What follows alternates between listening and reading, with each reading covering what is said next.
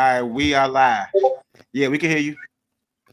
Okay, because nigga, I'm over All here right. having all the technical difficulties. All right, so shit. Where we left off was, do players have too much control? I forgot. I don't know who was talking, but I know Perignon had a good topic, a good point that it's the player. It's not so much do players have control. It's the main player. It's the Jordan of the team. It's the motherfucker that makes the team go that really much got control.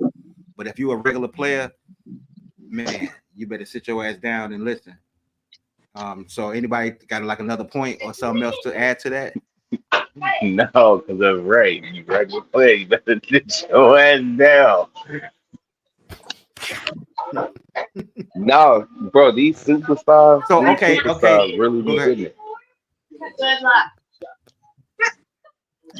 Oh, oh, oh, hold on. Oh, I do.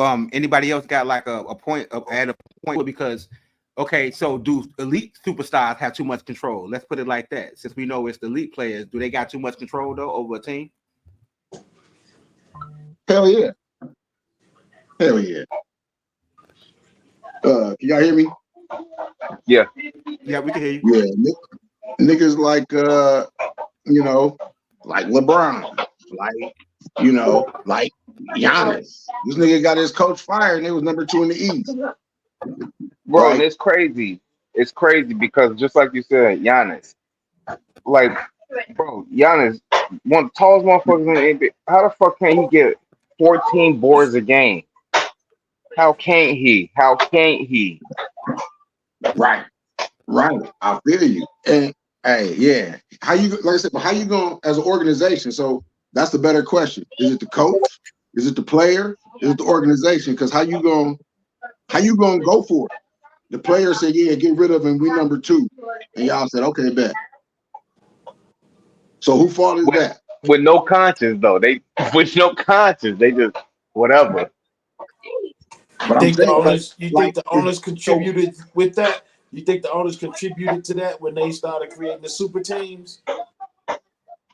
I don't think it's the super I team don't thing. I know. think it's just the ass kissing of the It, superstar. that's yeah.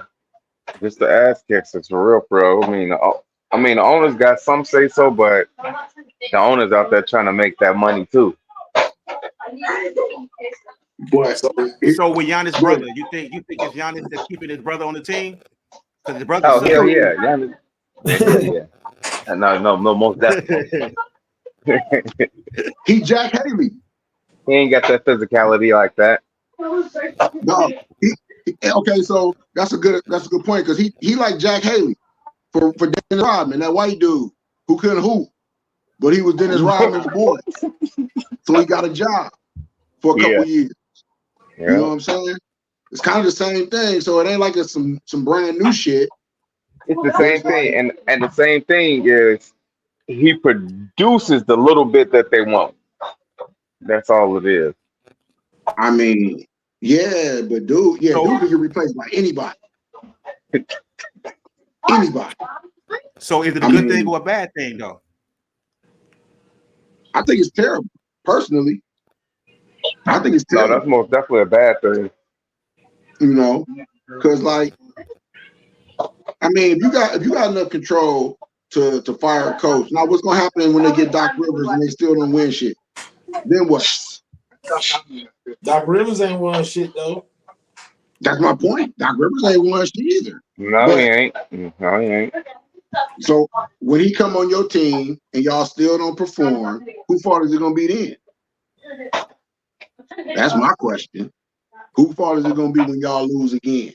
Seem like with all of this, whatever going back and forth between players being prima donnas and teams creating super teams, like it's just both of them is fueling this. You losing the whole team concept because coaches trying to win with super teams. The super team players know he'll be a prima donna. He know he the man, so he demanding his. You know what I'm saying? Like you ain't done nothing. I'm doing this. My face is everywhere. You just a coach. So we're Are gonna they do this, really? this, and this. But are they really doing it though? That's the question. Are they really doing it? Are they just hype? No, You they're know? not really doing it, but that's what the players, that's what the people plan to see. So where that money coming from? You know, that money, you notice like, well, when Ja messed up, Ja ain't had that pool no more. Matter of fact, they got rid of him, right? But he stayed around. Yeah, I mean, So because are he you? had did But shit. what if Yeah. you lose? But what if you lose your star player because you don't appease him? So, okay, what would you do as an owner, as a coach? Would you like say, man, let me run this team, or would you run the risk of him want to ask for a trade or something because he don't get his way? Yes, it's how you build your team at that point. If you build your team like that, where it needs to star players to do this, this, and this, and you the Showtime kind of team, then you got to pay that man. You got to be willing to go with what he putting out there, like LeBron in LA. That's Showtime. Look, I don't need you here. You haven't won. Let's get somebody else. He LeBron. Yeah, but look But how that's the many kind of teams team he you done got. fucked up and left destroyed though.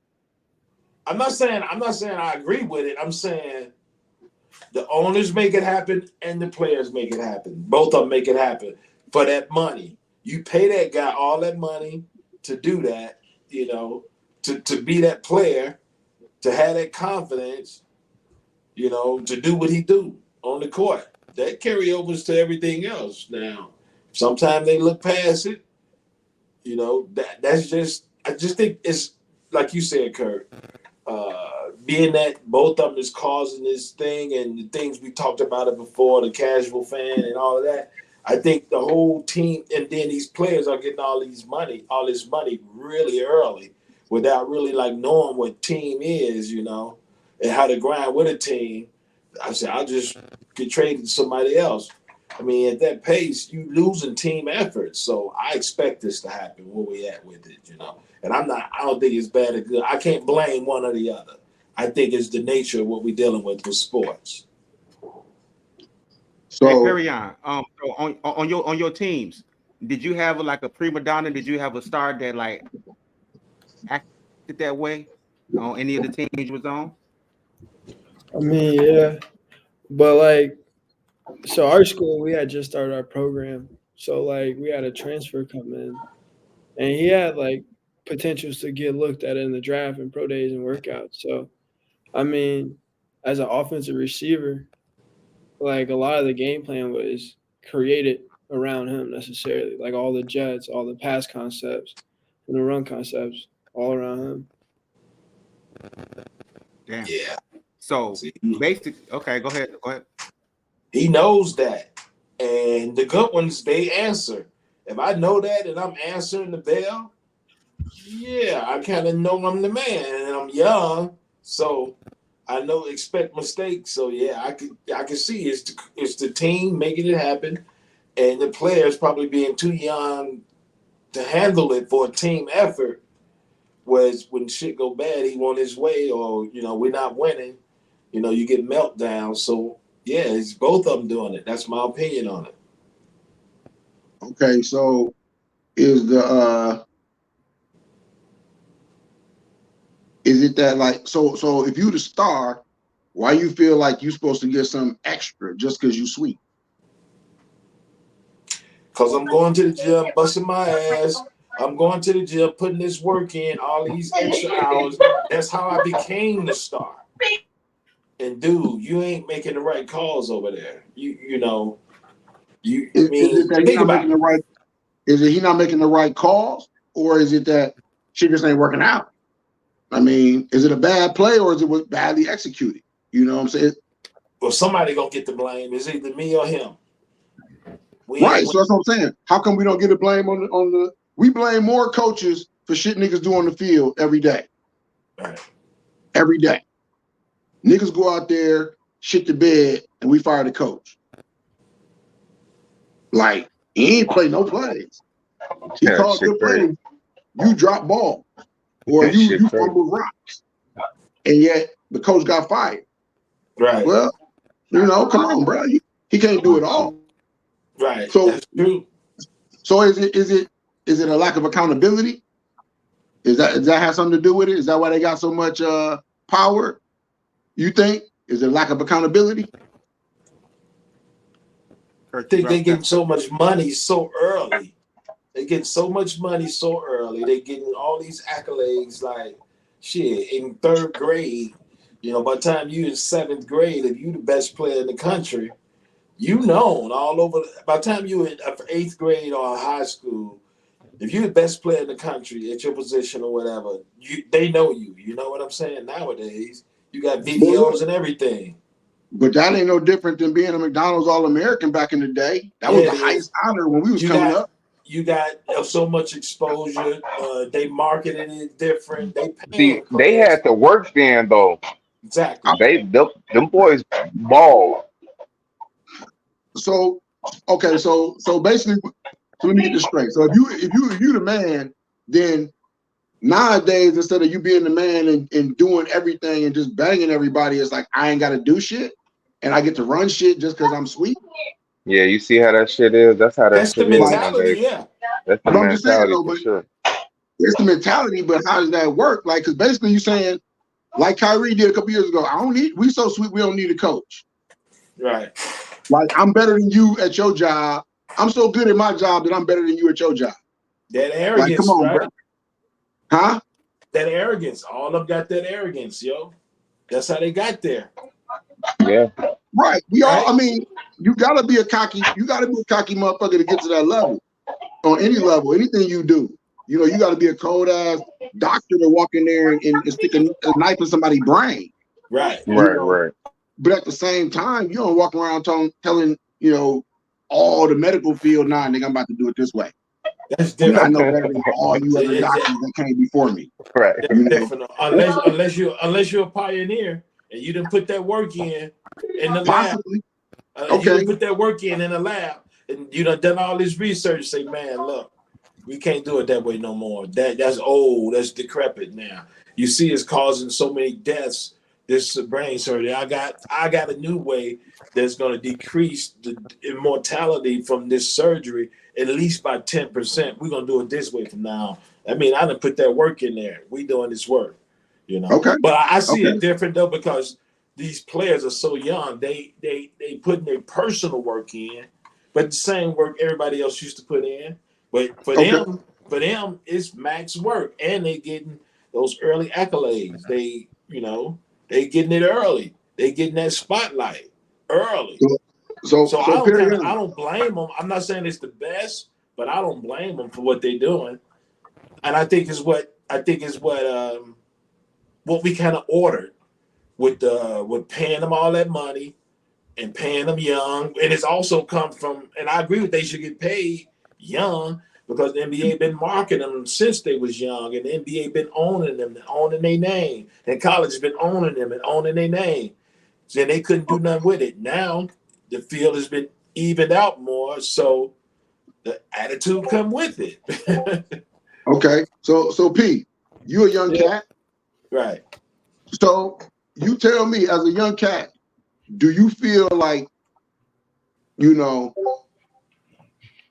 it's a lot of stuff that you ain't got to do or that you shouldn't have to do anymore?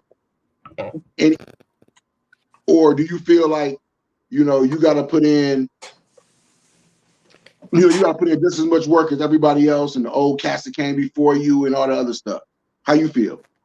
I mean, like I came in as a true freshman into the summer, so like I worked, but at the same time there were guys ahead of me. There was two players that were seniors playing their last year that I ended up taking their spot. But at the same time, like there was times where like I wouldn't go to class or I wouldn't do homework, and my coaches would cover it. So it's like if you're producing, like going back to what I said, if you're producing and you're doing everything right on the field for them, they're gonna look after you like in the classroom necessarily, especially in the college level. Okay. I feel that. So, and it's always happened. So I ain't gonna act like this is some brand new shit. they've been covering for cats, that couldn't read and shit back in the day just because they could play ball. And Straight up it type was, shit. Straight man, up, boy, they did. that's why they made Prop 48. Because they had too many cats that they was graduating that couldn't even pass basic shit. So I feel that part, but like I guess because I'm old school, it's like it's a certain level to it. Like for instance, you said, yeah, you skipped some class and they cover for you. Okay, that's one thing.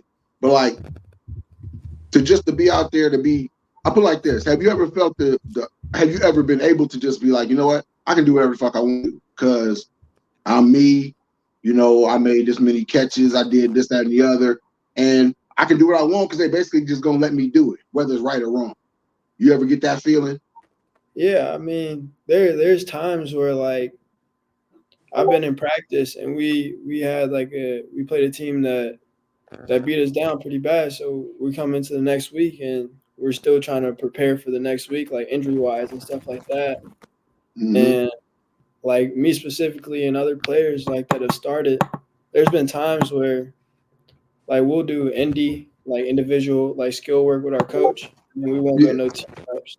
So it's like, yeah, because you kind of do as long as like you're gonna show up like on game day for real. I feel that. It seemed to me like, okay, once again, I'm old school. I played college football too. It seemed like, and this almost go back to like load management. It seemed like the little shit that we used to do for occasional times has become commonplace for everything. No, for real, yeah.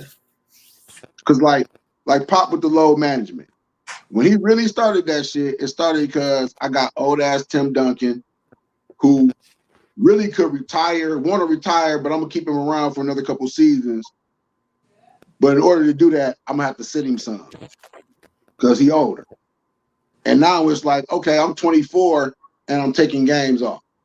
Like that shit don't translate. It's like, yeah, you trying to stretch out your career, but like, how much longer you really gonna play? Because you sat out a bunch of games. And then you get other coaches who use that same thing. Now it sounds legit what Pop did. Of course, it makes sense for him to do that to an older player. But you got another Right. coach take that same idea and he just make it for all of his players, whether they hurt or not, which take away from the game. But he can use that, and they can use it because Pop used it legitimately. But it still takes away from the game. It's hard for me to blame one or the other, the coaches or the player, because all of them chasing this money and this cheese and this fame and the one position, first place to win.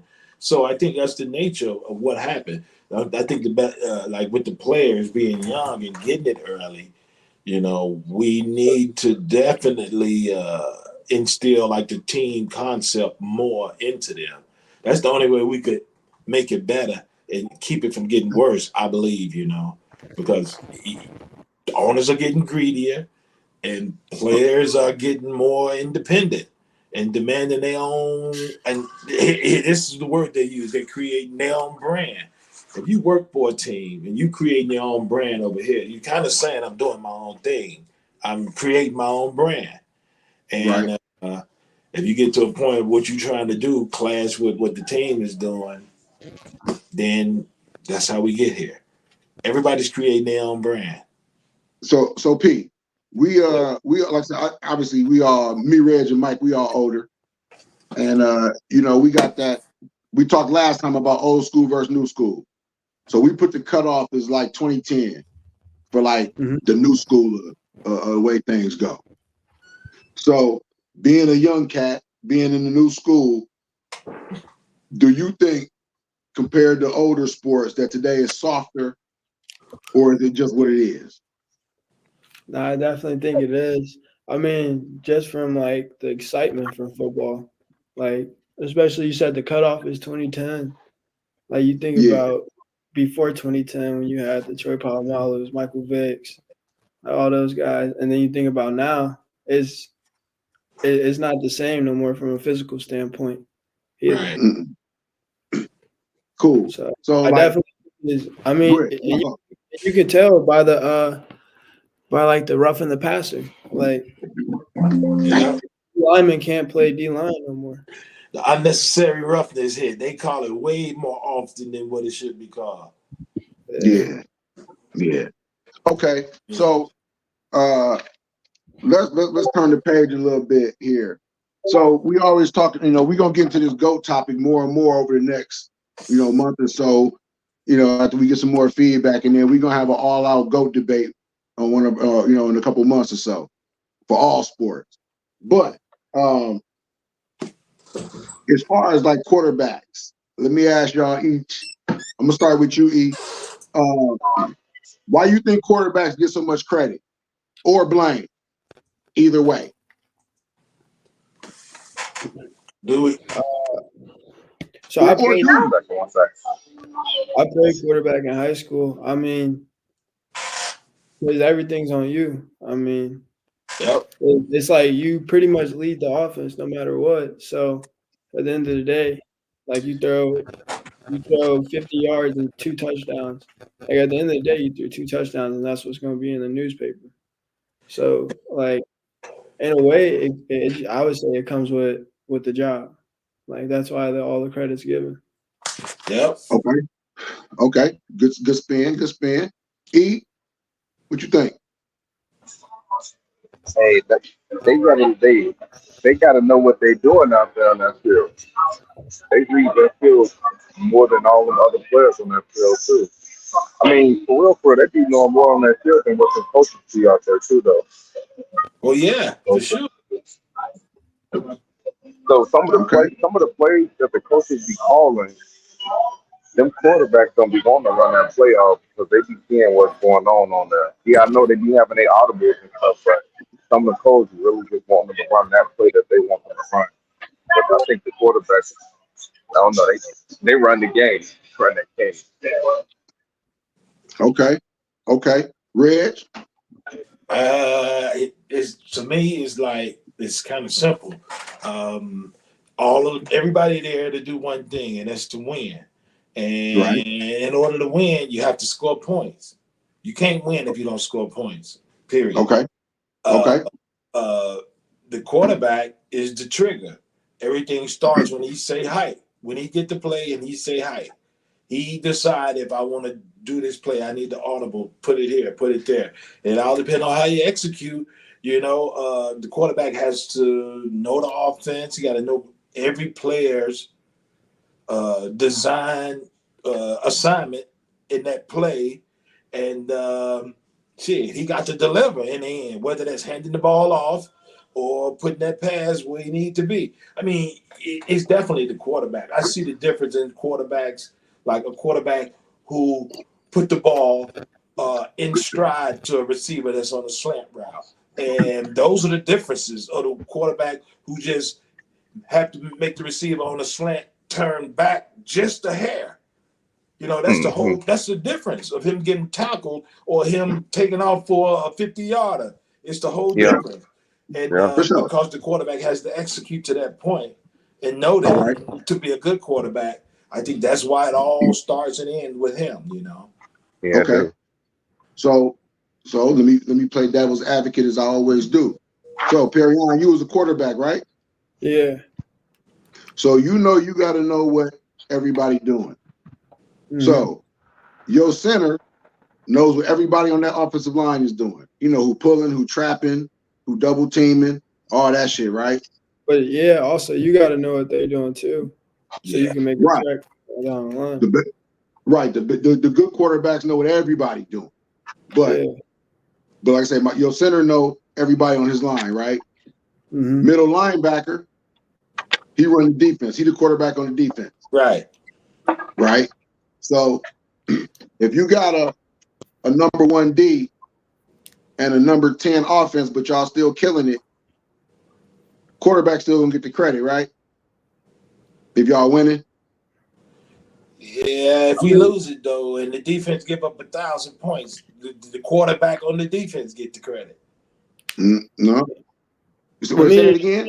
Say that again. That's a good point, I think. If we lose and we give up 1,000 points, but we score 50, the quarterback of the defense, which is the linebacker. That's why they call him the quarterback. He gets, rammed for that, not the quarterback of the offense or the quarterback of the team. So it's just in the name, the quarterback of the defense, saying that that's the position, the quarterback position. But go ahead, I'm listening. No. I wanted to hear all y'all points. That's good stuff. That's good stuff. So basically, because in everybody's opinion, the quarterback has the most important role in the squad.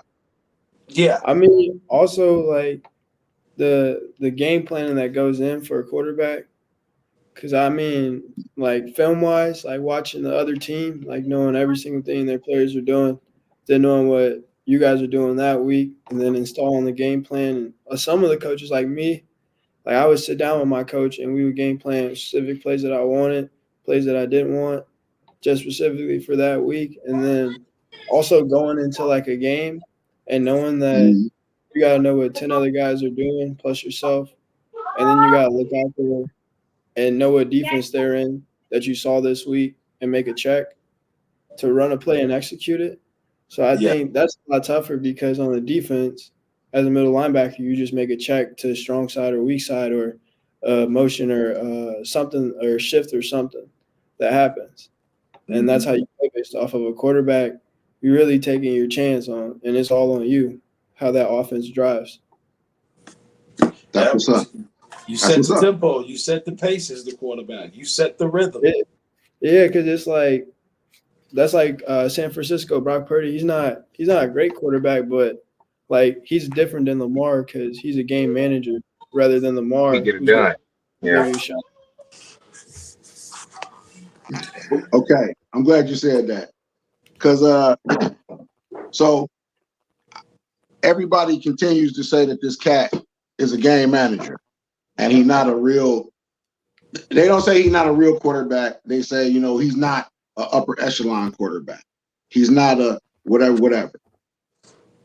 At this point in his career, what has he not done? I mean, I say he's a game manager just because, like, he has all of his offensive weapons. I mean, the O-line to receivers to the backfield, the running back and fullback. But so just like the Brady team, just like the Tampa Bay Buccaneers team that Brady had. Yeah, I mean, or the Mahomes team that won the Super Bowl. He has so many weapons around him that he can go out there and all he has to do is put the ball in the right place or hand it off necessarily. So that's basically the same thing Tom Brady's done his whole career. Yeah, he doesn't have to be Lamar and be flashy or make something happen. Right. He don't have that. So how come Brock Purdy isn't considered great? When you look at his stats, because that's what everybody loves to look at. You look at his stats for his first 2 seasons, they're better than damn near everybody's. Yeah. He's mobile and he's accurate. So why does everybody say it frustrates me because I'm like, dude has checked every box except sexy. That's the only box he ain't checked. But he checked every box. So his stats have been better than, like I said, his stats been better than everybody's. And if you look at his first, not this year, you look at his first 3 games last year, his composure in the pocket, his footwork, his accuracy. Dude was cold from day one. He's had his worst couple games this season, yet nobody would give him the nod. I don't understand. No, that's weird. I think it's because he don't have no extreme talent like some of the other players. He don't have that extreme talent. But like to answer what you're saying, though, he's doing the same thing Brady did. Brady became the GOAT over time. With that kind of like stature as a player, you don't possess no extreme talent, no shotgun arm, no super fast legs where you can run. You just manage the game. Now the term game manager has been made to sound like a bad term, but I take the game manager. Just got to say, a phenomenal talent, but we don't have the wits to put it all together. I'm taking a game manager because once he mature and he stays healthy, he turns into a Brady. So by y'all's definition, 90%, 95% of the quarterbacks in the NFL are game managers. The great ones throughout to me history. had to be a game manager first. Had to Throughout learn history. had to learn how to manage the game at least. I'm just saying, but by y'all, because okay, so let me ask you this then. Better question. What's your criteria for a top level quarterback? E, you go first. What's your criteria for a quarterback that's top level? You said You me? said wait, go ahead for quarterback. Yeah. Wait, go ahead. Say that again. All right, I'm gonna go with Perry first. AP, Okay. tell me your criteria for a top level quarterback.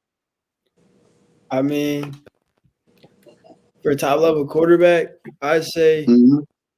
he has to be able to win, but also like be poised. I mean, even in the pocket, even on the field, in those late game situations, but also like Mm-hmm. elite, like necessarily because the offense is going to go how you go. The way your emotions and everything drives throughout the game is how the offense is going to flow, no matter what. So just being poised and confidence, and then also just someone who has technique and that can get the ball out on time. I mean, because you see a lot of guys that a lot of receivers have to go make plays nowadays. So putting the ball in the right place, ball placement and stuff like that. And yeah. Okay, that's good shit. Reg? You know what? I kind of missed the question. Repeat the question again. So what's the criteria of a top level quarterback? Oh yeah. In my opinion, like everything he mentioned, you have to be able to lead the team. You know, a good quarterback, a top level quarterback, you have to be able to lead the team. You have to be able to adapt to situations and execute. You know, I mean, be able to make quick decisions. Those are the best ones who can check down and move the ball around. You know, to me, I'll take that kind of quarterback over one that's like with the strongest arm or the fastest leg, unless he's just a freak at his position that he ain't seen before. Then yeah, you know. Other than that, I'm taking a game manager first. You know. So I'm asking this question, AE, since you didn't heard it, give me your opinion. What you think? Vision. You gotta have vision. Okay. Okay. So, I mean, that's huge. I mean, quarterback, you ain't got vision on the field, you might as well just go on and sit yourself down. Okay. Okay. So I asked it like that because once again, when you peel back everything you said, you know, we throw cats up in that elite category in a heartbeat because because they sexy. So I'm gonna hit you with some questions. So let me say, I'm just gonna throw these out for elite quarterbacks that's in the league right now. Obviously, Patrick. Sexy or Everybody, elite? elite. There's only a couple, in my opinion. So Okay. if you agree, cool. If you don't agree, then just say nah. All right. Okay. So Patrick, Lamar. Elite. Lamar starting. I like Lamar, but yeah, he kind of sucked Lamar, ass. the Yeah. nigga turned sexy. He turned sexy. That's what I was saying. Nigga turned He's starting to sexy turn out there, sexy boy. Okay. Okay. Josh Allen. with elite. Josh Allen's got sex appeal. He's not elite Appeal. yet. See, appeal. See, he right? He got appeal. But He in the middle. when He in the middle. He in the middle. He with ain't quite He there in the yet. middle. Joe Burrow, Elite for sure. He elite. Yeah, he elite. And he's sexy. okay. Tua. That's up in the air, man. Yeah, Tua got to learn how to make better decisions. Yes, you do. Yes, you do. I'm gonna put him out. I'm gonna put him in sexy. You're right. Okay. Jalen Hurts. Jalen Hurts. Yeah. Elite. Hurts says he elite. Watch this. Watch this. Frank, get up here. This is real early, but I'm stepping out on it. Real early as elite. C.J. Stroud. Yeah. He was gonna be one of my next ones. Okay. I give him. He's still a rookie. He had a couple hiccups, but I got a couple hiccups. Yeah, man. What about? Hold on, we still ain't on Jalen though. So you say Jalen, yes or no? Who, me? Yeah. Me, what I say about Jalen? Yeah.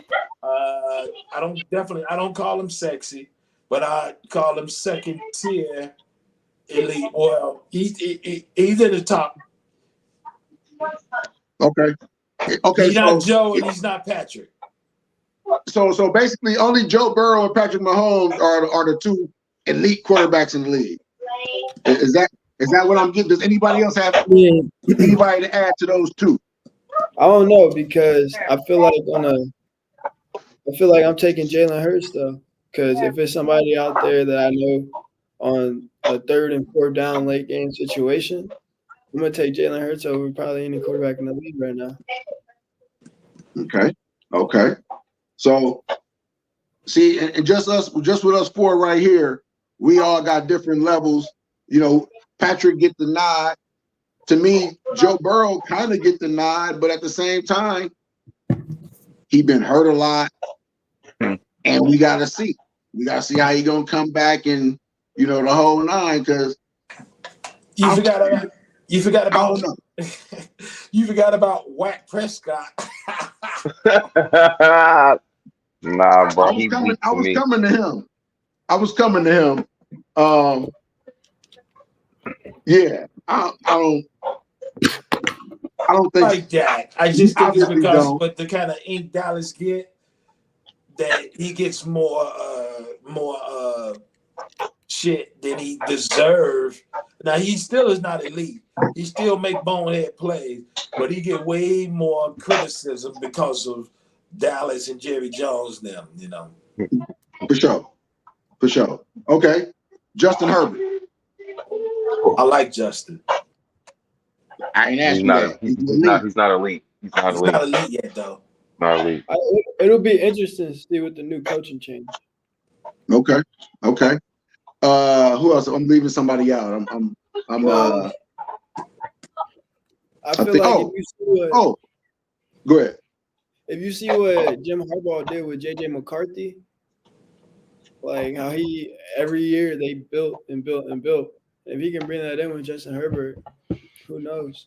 Herbert's smart like that. I think he'll take that step for sure. Okay, so my last two, I'm gonna go with Matthew Stafford. I like Matthew. I wouldn't call him elite, but I think he's right there with everybody else. But Stafford now know he not in the pretty side. Right, he's not pretty. He's not sexy. No, he's not in the sexy side. No, but yeah, he's a good. He's trying to quarterback. Yeah, he's a good quarterback. His upside ain't as clean as good as the other guys that's not elite yet, like the Josh. What's his name? Buffalo. Josh Allen. Yes, Allen. His upside ain't as good as Allen, but any game, I would take Matthew Stafford over Josh Allen, depending on the game.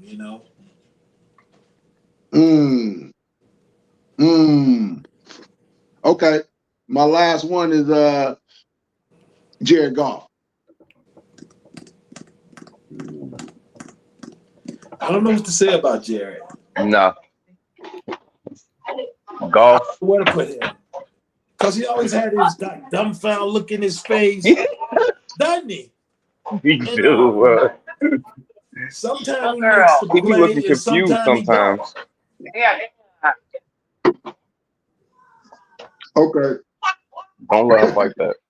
My point on all that shit was we're in the league right now, and out of all them cats, only two of them y'all consider elite. And basically it's one. It's Patrick. Because y'all can say Joe, okay, cool, that's two. He ain't won yet though. You gave Lamar the axe. Everybody else getting the axe. Everybody else got a check mark. So Lamar is elite. He just more sexy right now. Yeah, what right he now. did. I mean, Right now. so let me ask you this thing. Does elite mean you've won the big game? Because that's basically what you either got into the big game or you won the big game. That seems to be the only thing that makes you elite. It kind of is part of it to me. You know, like Joe Burrow has proved that he's right at elite, and he's been to the Super Bowl, but he hasn't won yet. So Okay. he's right there. You know, Okay. that's why Matthew Stafford is. I wouldn't call him elite. I wouldn't call him sexy, but you know, he's up in the top 10 or 15, you know, because he's won and because he can run an offense. A lot you can say that about a lot of cats though. A lot of cats can run the offense. A lot of cats. I mean, you think? Go ahead. They ain't won yet though. Yeah. Go ahead, Pete. I mean, you think like Bryce Young, like he came in and they gave him high expectations, and he didn't necessarily run that offense. I mean, they had the worst record in the league. And I mean, Stafford, you got Cooper a weapon Cup, they lost outside, the like, running back. Go ahead. How much? Okay, that's a good point. So let's take it right to our next topic. How much do weapons matter? How much do weapons matter? So they matter a lot.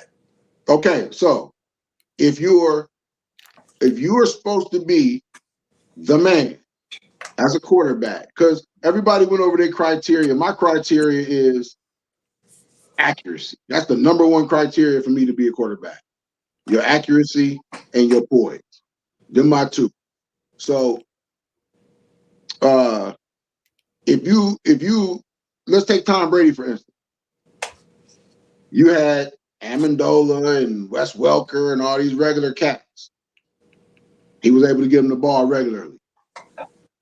Would anybody have considered them cats weapons before then? No. No. So he had Randy Moss. They didn't win the Super Bowl. You know. He didn't use him as a weapon. To my point where like what we was talking about earlier. Everybody take credit away from Purdy for having a lot of weapons. Don't nobody take credit away from Patrick Mahomes. He's had weapons since he's been there. Right. Some of the best. Since he's been in the league. He's had some of the best weapons to work with. Best coaching, best everything. But and I'm not taking nothing away from him either. But nobody else does either. He's he's the man, no question. Tua got a lot of weapons. Don't nobody say shit about Tua. Jalen Hurts got weapons. Don't nobody say shit about them. So why is it that some people get the nod, for the weapons, and on sometimes everybody get a slight for having weapons? What's the deal? Brady, they talked about Brady in New England. He got to get him out of there. He ain't got no weapons. You got to get him out of there. He ain't got no weapons. We got to get him. He went to Tampa Bay. I mean, got all the weapons. Hey, now quarterbacks sometimes the weapon. But but that's my point. If you're really the weapon, then you should be able to do something. You should be able to make something out of, nothing. Okay. If you got receivers that can't really get that open, but you so accurate that your ass better be able to, you better get down that field.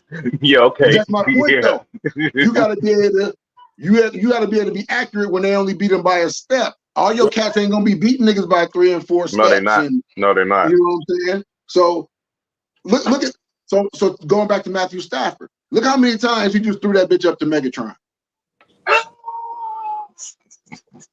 Come on. That was 10 years ago. But I'm look just how saying, many times he put it right on the dime, the Cooper Cup. No. I'm just saying though. Look how many times he just, hey, we can just throw it up. It's just, whatever. Right. Because he got a weapon like that. I don't even have to be accurate. I can just throw that bitch up. Right. So, and they were still getting their ass whooped. So you got Megatron and y'all still ain't, so, and a lot of them, like I said, y'all probably didn't watch the Lions a lot.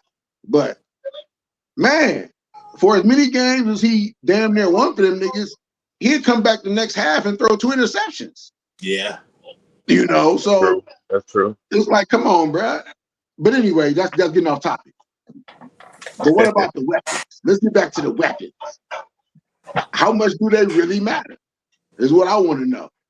And how much, because it's got to either be the weapons, the quarterback, or the combination. And we got to establish that. You got more? You need a combination. Thank you. You need a combination. Thank you. Red. I would like more than likely the chances you're gonna need the combination, but in Brady incident, that was just a freak situation where you didn't have to have the best weapon. Brady was the weapon. He threw you open. Aaron Rodgers, the same thing. He made players better as he was the weapon. Those are freak situations. But like ideally, they have to work together. You got to have that good weapon and that quarterback who can make that decision and get it there. But if you got that receiver who can create that extra space and then that yak after the catch because of that, what he could do, and just add to it. Like Montana wasn't the greatest talent, but Jerry Rice made him look like the god. So it's definitely better as a combination. Okay, so once again, so we can definitely say, like you said, Aaron Rodgers threw a lot of cats open. Drew Brees threw a lot of cats open. But like, if your boy, if we're gonna say most of these cats are game managers, then how are we separating the elite from the game man? That's what I want to know. Watch this. Check this out. Check this out. So you look at Brett Favre. Mm-hmm. Aaron Rodgers is better than Brett Favre because Aaron Rodgers made his players better. Brett Favre was just a gunslinger, and he's going to throw the motherfucker a million times. And he didn't necessarily throw you over, and he had weapons with the Sterling Sharp, not Sterling Sharp, but yeah, Sterling Sharp. And, he had outside players, And so Brett Favre just was tough and could just stay in there and stretch the play and make something happen. Jay Cutler, Josh Allen, same thing, Right, they're the same cat. Right, they're the exact same cat. But Aaron Rodgers made the receiver. Tom Brady made the receiver open. All right, P. Yep.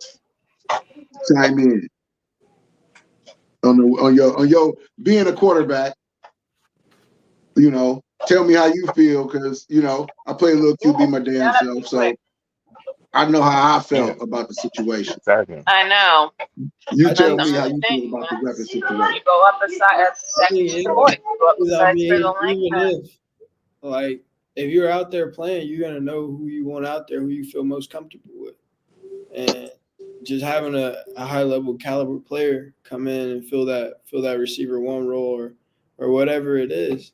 I mean, that's gonna give you some help on that end. And I mean, like, you think about San Francisco. I mean, their receivers and the way they run the ball, like the weapons, you don't know whether to play inside or out. You don't know whether to stop the run or they're gonna throw it over your head necessarily. So I think that definitely quarterbacks do need weapons at times. So, okay, let me ask you a better question. You're a quarterback. You got your squad. You got your number one. You got your starting lineup, and you got your backups. Your cats that come in when y'all add an extra receiver. Cool. You comfortable with these dudes, but then you got a couple cats that not quite as good, right? Yeah. So next game come up, 2 of your cats is out, your main cat. So is it gonna be, now these cats are not as good as them cats, but they still decent. Are you gonna feel like, are you the kind of cat that's gonna be like, we're still gonna be good because even though they ain't getting as open, I'm so accurate that it ain't gonna make a difference? Or are you gonna be like, it all comes down to trust too, because I mean the game is in the quarterback's hands. So necessarily, like if I go into a game and I know that you aren't that good and like you're filling the role, Like I may not be comfortable enough to throw you the ball on 2nd and 10 or 3rd and 5 or something. So I feel like at the same time, it's like those receivers that aren't that caliber, like stepping into that role, they got to come in. Like the quarterback has to trust you in order for you to get the ball necessarily. No, I feel you. So it's like, go ahead. go ahead. Keep going. No, go ahead. So the weapons comparison, and as far as Brock Purdy and his weapons over there, Mm-hmm. if you take C.J. Stroud and put him in that team, San Francisco team, do you think they'll be better than what Purdy's doing over there? But what does he have to do? How could they be? What has he done? He's lost what 4 games in 2 years? No, I don't think C.J. Stroud would be better. True. That's true. That's hard right there. But at the same Right. time, He's not hard. But at the same C.J. time, what does he Stroud- necessarily have to do that's different than Brock Purdy? What do you mean, C.J. Stroud? That's true. Yeah. Because you can't ask Purdy to do much more in that offense than what he's been doing. So Right. that's hard. That's a hard comparison right there. And the only reason why I ask because you can look at C.J. Stroud talent, which looks better than Brock Purdy's, and then ask that. But Brock Purdy has made the right decisions with the talent that he has, which looks perfect for what he's doing. So no, that was an unfair kind of comparison. Go ahead. Because look, if you got a quarterback, I mean, you could be whatever. You could be Patrick Mahomes and throw for 240 yards because your running game was killing. Ain't nobody gonna say, "Hey, Patrick Mahomes," whatever. They're gonna say he did what he needed to do to win that game because he can throw for 400 if he need to, but if he don't need to, he doesn't. Which is what any offense does. You don't just go out and throw for 400 just for the fuck of it. You throw for you manage the game, and then like I said, if you're behind or something in the second half, and you got to start airing it out. That's when you start getting into 300s and shit like that. But for the most part, your average quarterback throws for about 250 a game. In the 200s, in the low 200s, as a matter of fact. So if he winning and he's doing exactly what he need to do because he can, then, and that's what every quarterback does. But it seems to me he the only, and I keep talking about him because he the one get the most shit for having weapons. And I'm like, who in the top 6 don't have weapons? Dak got a gang of weapons. He's still losing. Right. And niggas forget he took Trey Lance's spot and Jimmy Garoppolo's spot. Yeah. Took that shit. So, name somebody else with a gang. Hell, Jared Goff got a gang of weapons. He ain't playing no more. Don't nobody say shit about him. So, that's my take on it. Yeah. So if he answers the bell, then that's the thing, though. Like, I mean, all of that do sound good, what he's done so far. It ain't got no flash with it. That's why, and he's not like bulging in no certain category, like passing yards, rushing, So that's why he's not mentioned. I think that's why he's not mentioning it up there. But if you keep on doing He's what leading he's the league doing, in a lot of categories. He was leading the league in a lot of categories, including QBR. who, Brock Purdy? Yeah. That's what I'm saying. His stats. And if you watch him play, everything match up. Everything but the criticism matches up. I mean, I watched him play. He cool in the pocket. He accurate. He make the right decisions. He don't throw picks. And he get W's. Yeah. But he don't get credit. It's the same. It's the same with what Brady and Manning. Manning was Omaha. I mean, the best film, man. He looked beautiful out there. Numbers out of the world. No Super Bowl build-ups, though. Brady was just putting up Super Bowls. Defense was trash. No, we talking about what the quarterback was doing. Oh, but what did he do? He did everything. Who? He called his own plays. He ran the whole offense. Who? Peyton? Peyton. Yeah. Yeah, but he didn't win championships at the clip that we said. But that wasn't his fault. Yeah, oh yeah, that's what we're talking about. Hey, can you guys hear me? What you mean? I mean, like, you know, he was supposed to be the greatest. He had the weapons, and he didn't win. Okay. And Purdy is actually doing the flip side of that, doing what Brady did. But Purdy Right. got He's weapons. winning. Okay. So that's kind of a twist though, because Payne used the weapons he had. They didn't win, lose though. for lack of scoring points. They lost because their defense couldn't stop a cold for the first 10 years he was there. Nah, I wouldn't say all that.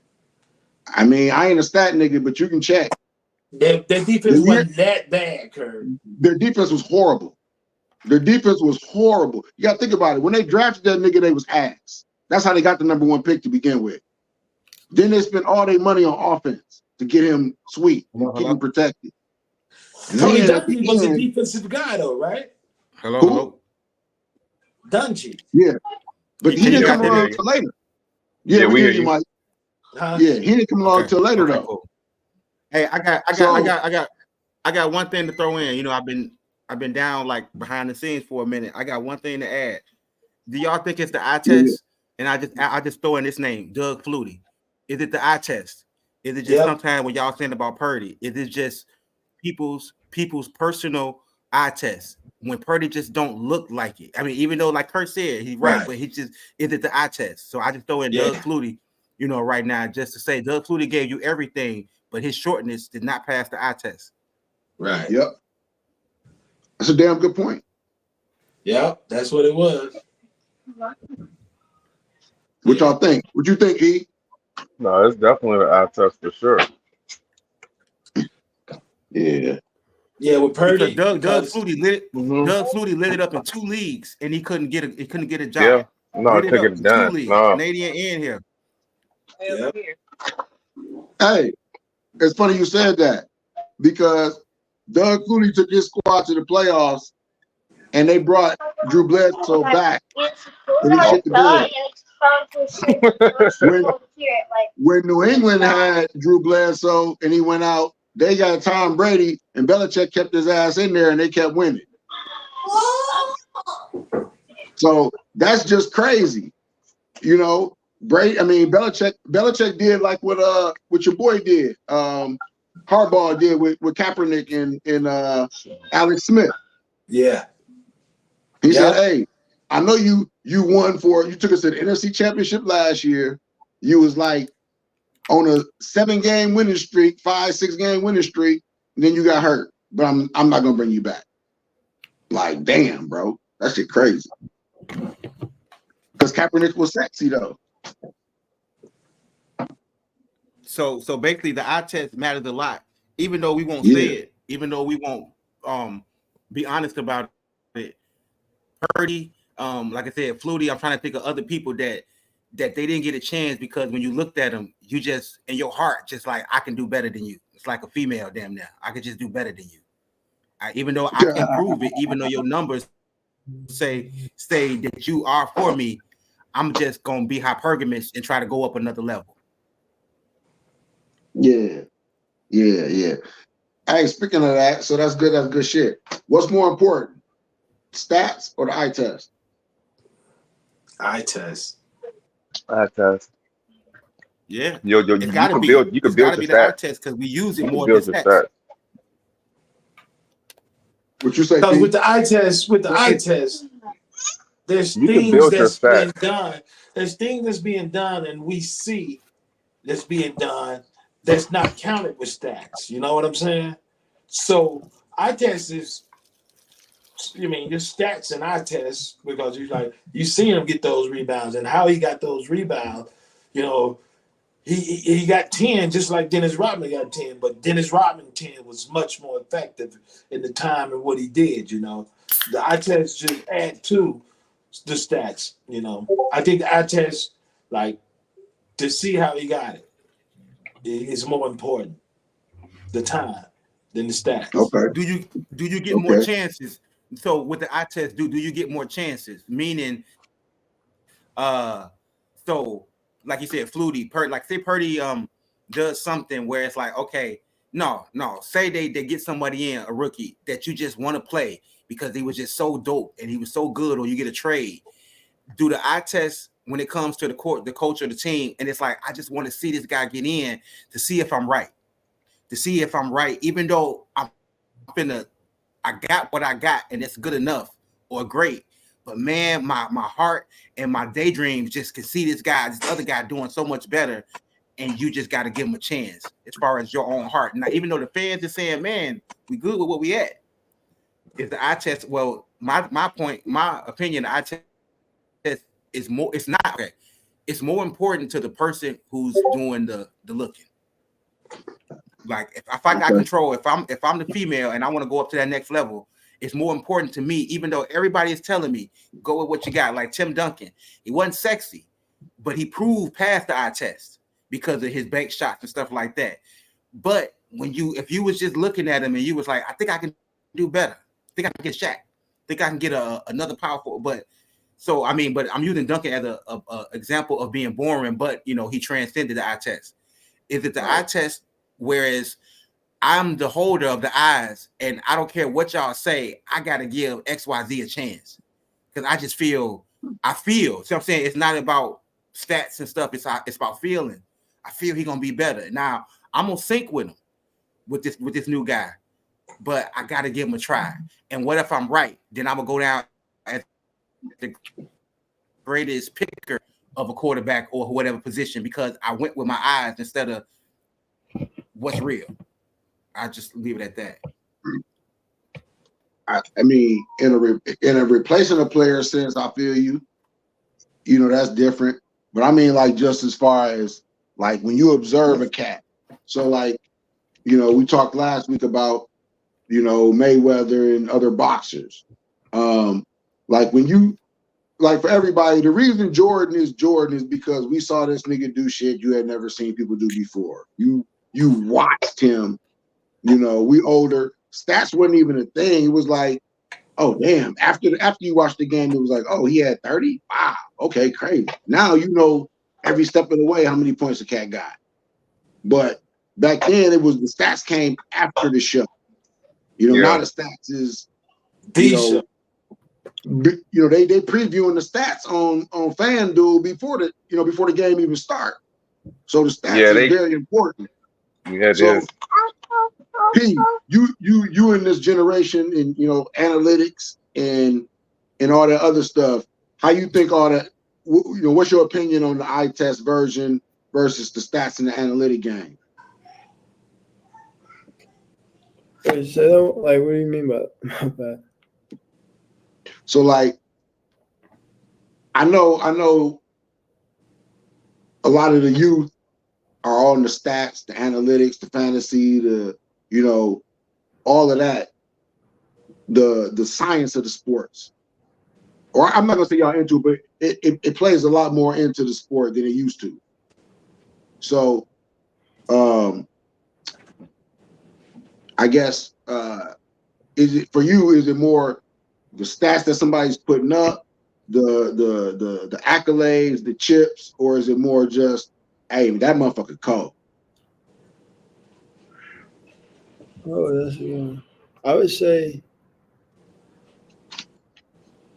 it goes hand in hand because I feel like the stats a lot of times they go hand in hand with the with betting and stuff, but just strictly off the eye test, like if somebody's cold. That's how I see it. Okay. I would say I've seen this fool do this. So as far as like when you take into consideration where you're gonna rank somebody or you're gonna rank somebody, I guess that's what I'm saying. Is it more important for you to be like, nah, I seen this cat and he cold, or more, I've seen this cat a few times and I've seen his stats. So based on that, what's more important to you? Yeah. I think stats matter, but I Hey, you don't. know what? Hold on before you answer. So hold on before you answer, Pete. So basically, would you take Draymond Green over somebody that's more not sexy, more like that has better stats, but Draymond has certain, not minus the fighting and shit, but has more intangibles to his team. He's willing to take the dive, take the, do more technical stuff, but it doesn't show up in the stat line. Or would you Right. take a guy like Jaren Jackson that he got the stats, but he doesn't? Well, I'll leave it at that. So what would, like, those two players, which one would you pick? I would say I'm gonna go with Draymond in a sense, just because he's a winner. I mean, you don't see too many players that do the little things. That's what we're talking about right there. You see it by watching him, and you don't see it by his stats. You can't look at his stats and say he's a winner. But watching him play, it's like, oh yeah, I'm taking Draymond over this guy. Because Draymond don't score at all, but if you look into the game, I mean, he's impacting on every level of the game. He doesn't have to be the scorer, but the way that offense flows and the way that Curry and Clay gets open and back when they have Poole, and then on the defense, like there's nobody better that's gonna set the tone. Like, and Yeah. That's what's up. That's what's up. Yeah, that's a good point. That's a good point. Okay. So yeah, everybody is still eye test driven, it seems. And I asked that question because we live in this world of sports, and every day you watching ESPN, it's stats. They doing this MVP, all this other stuff, and it's stats. But it's like, man, when you watch cats play, you see what it really is. So, like, MVP versus, I don't know how y'all felt about last year's MVP and Joel Embiid getting it, but shit, I thought he deserved it for the season. Who you What give you it say, to, Mike? Mike? Who you give it to, Mike? I still would have gave it to Joker. I mean, it's like sometimes people say, well, let's give somebody else a chance. Like, but to me, it's like, even though Embiid built up the stats, I don't think he was more important. Well, of course he's important to his team, but I think his stats and the fact that he was consistent with those numbers, they was like, well, come on, we got to give him to him 1 year. And it's like, but I think Joker is more important with the same amount of stats.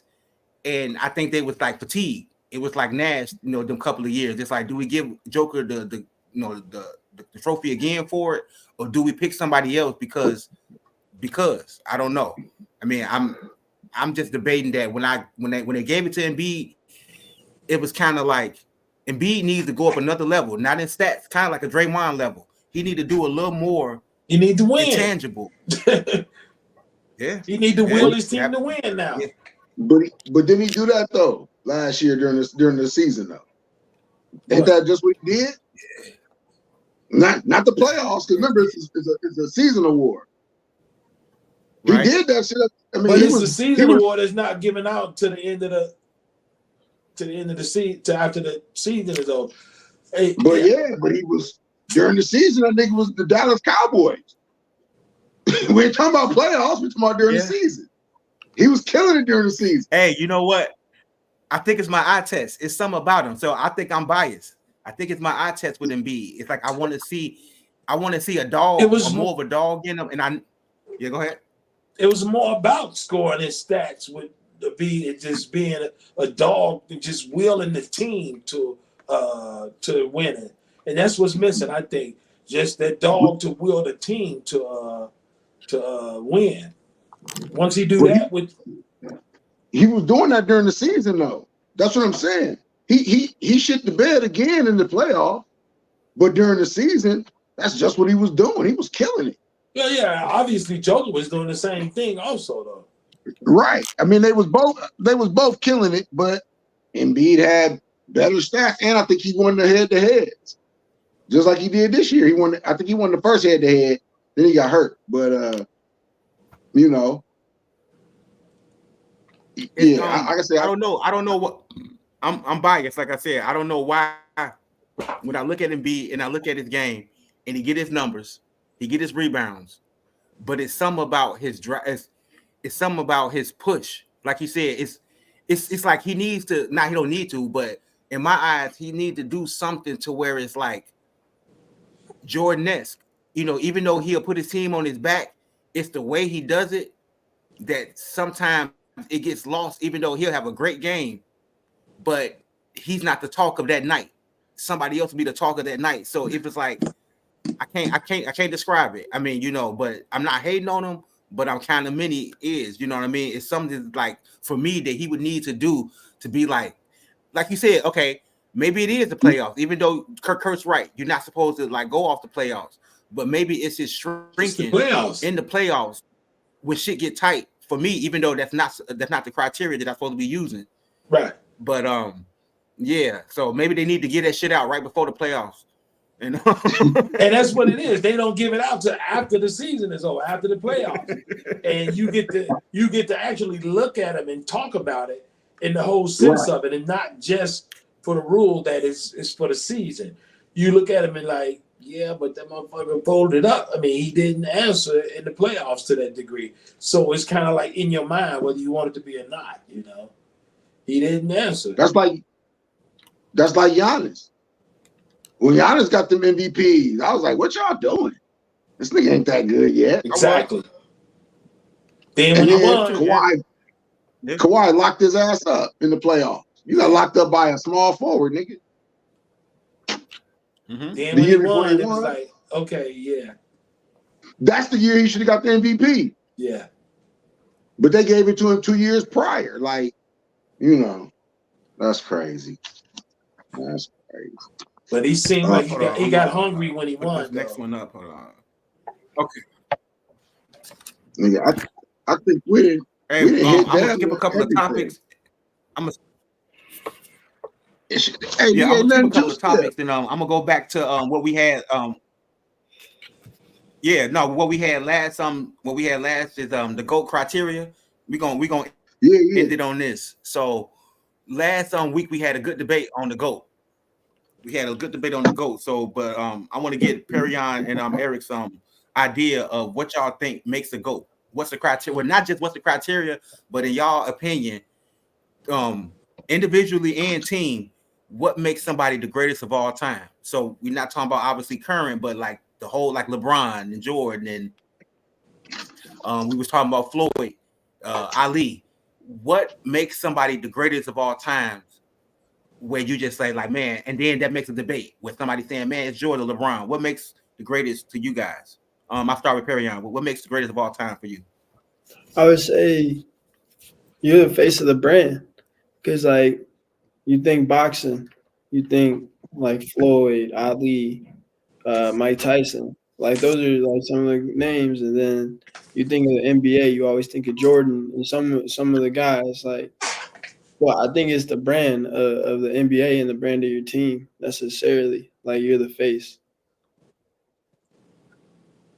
in a way, because I mean, obviously you're going to accomplish a lot to be held to that honor on that big stage, but then it's what comes after that, because you think about like when you think about basketball necessarily, and you think about who's the GOAT, you always say Jordan, LeBron, people say Kobe. Like those are the three that you always say. Because outside of the basketball aspect of the game, they were the face, they were the brand of the NBA necessarily. Okay. That's good. What about you, E?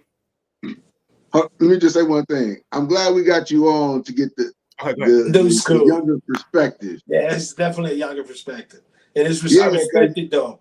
Yeah, for sure. But it's like, okay, he coming at it from an angle I wouldn't have come at it from. Right. But that's cool. I'm glad. Go ahead, E. My bad. Are you good?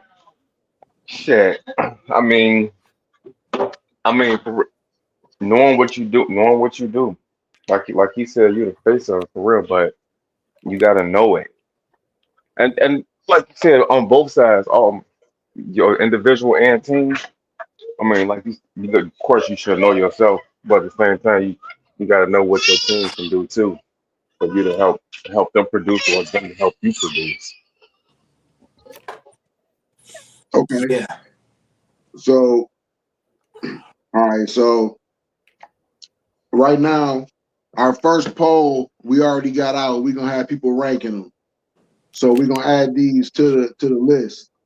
So E, you saying basically your knowledge of your squad and your ability to elevate your squad. Correct. Okay. Okay. So with that, and then being the face of your team and your brand, we'll add those to the poll. And then the ones we already got so far, we got the eye test, we got rings, we got winning in general, we got clutch, leadership, high level longevity, your attitude / mentality / work ethic, You keep that. competitive drive, and then your dominance. So we're gonna add them two. That'll be 11. You know, if we get any other feedback, we can add some, modify, whatever. And then when we had this large GOAT conversation, we're gonna break it down into individual sports, and we're gonna break it down into team sports, and we're gonna figure out who these GOATs are. You know, PNC style through the forum. Hopefully, we add some more people every week. Right. And get this flowing. So after hearing that list, anybody got anything else they want to add to it? Hey, I got one thing. Like I was gonna say this last week too.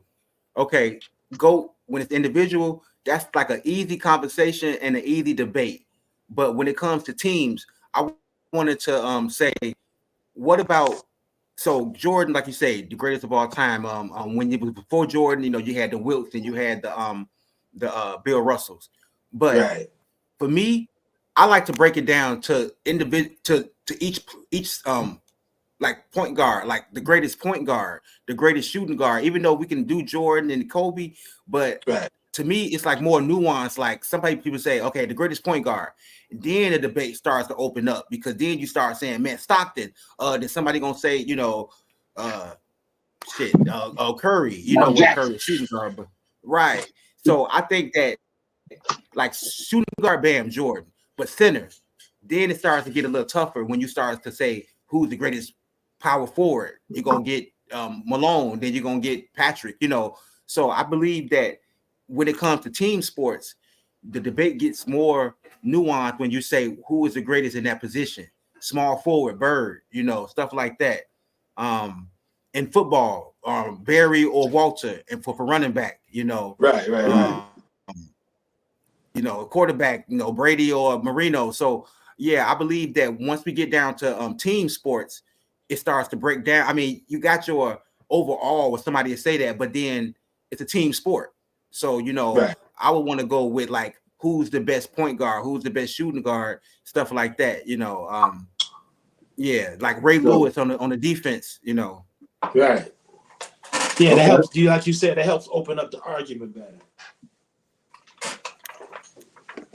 Mm-hmm. So, Wait, and then another thing, I mean, before we end this, who y'all got for the Super Bowl? I mean, but yeah, let's get the predictions out here since we talking.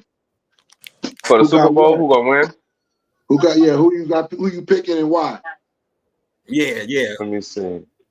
Go ahead, E. Lead us off. We got San Fran and KC. I think Patrick and Purdy. I think I think Purdy and them gonna do it. Only because he coming with more than Holmes and them, because Holmes and them been there, so they comfortable with where they at right now. So I don't know. I think San Francisco ends up doing it. Okay. My wife said KC gonna win because Taylor Swift. Hey, you gotta appreciate the casual fan, right? That's that casual fan shit we was talking about last week. Fuck out of here. Hey, that's hilarious. That's hilarious. Yeah. Okay. P, who you got? I'm gonna say the 49ers just because I mean offensively with their offense, it's gonna be hard for Kansas City to stop them. And then also offensively, besides Kelsey, Kansas City's receivers are gonna have to show up They're gonna have to show up, this year. bro. They gonna have to really show up because them ball is definitely in Kelsey's hands. Yeah. I'm Hey, going with the Niners also because mostly what P said. I don't think they got enough defense to stop San Francisco offense, and I don't know if they got enough offense to move the ball against San Francisco like that. So yeah, I'm gonna go with San Francisco. okay. Mike? Now the reason I want to go with San Fran, but I do believe in big stage, not jitters, but big stage wide eye. Cause like what they said, KC been there, done that, and even though they've been there and they should be comfortable, I think that that adds to the comfortability of we here before. And even though San Francisco are good, the butterfly effect. It's like you can't help but be like, oh shit, okay, we here. We can't fuck this up. This may be our only time. KC probably felt that way. What they've been four times in 5 years. Maybe they first time they could have felt that, even though they transcended it. But I think that first time jitters and that like, man, we got to do it. That may come into a lot of cats' heads. They may not say it.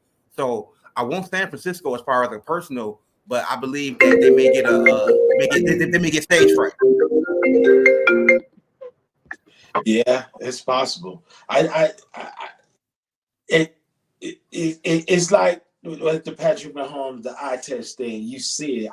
I wouldn't bet against them. I think San Francisco gonna win, but I wouldn't bet against Kansas City in this game. And Andy Reid and what they just did to Detroit. Baltimore.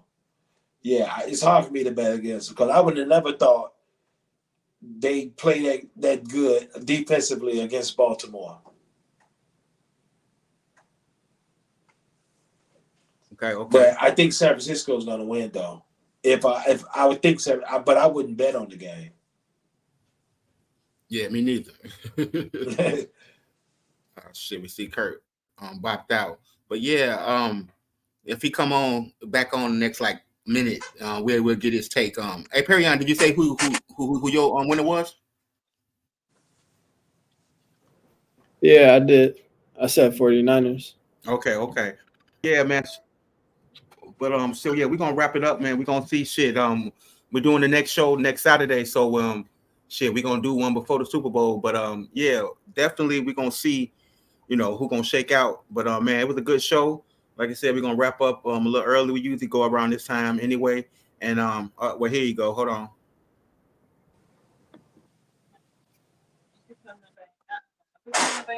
Yo. Oh, there we go. Yeah, I'm back. Okay, yeah. Yeah, so we was gonna wrap it up, but we want to get your predictions before we wrap up. Okay, yeah. My prediction. I got the Niners too. I think it's gonna be a lot closer than people think, because I think kind of like a little bit of what all of y'all said. I think because KC been there and because they had kind of a shitty season and they didn't go in pretty this year. Right. They're gonna have a little chip on their shoulder, so they're gonna bring it, and their defense pretty damn good. So I think they might have a few little tricks for San Francisco, but overall, I think San Francisco got the better squad. So, and I got a little faith in Brock Purdy, so I think they're gonna end up pulling it off. But I think it's gonna be a lot tighter than everybody expect. All right, man. Good show, y'all. Good shit. You know what I'm saying? This PNC 105 in the can. Shit, man. I hope y'all guys have all a good night. You know what I'm saying? And shit, we'll see y'all guys later. All right, Big Mike. Peace and blessings, brother. Peace and blessings, all right, fellas. Peace. Yes, sir. A good one. Peace.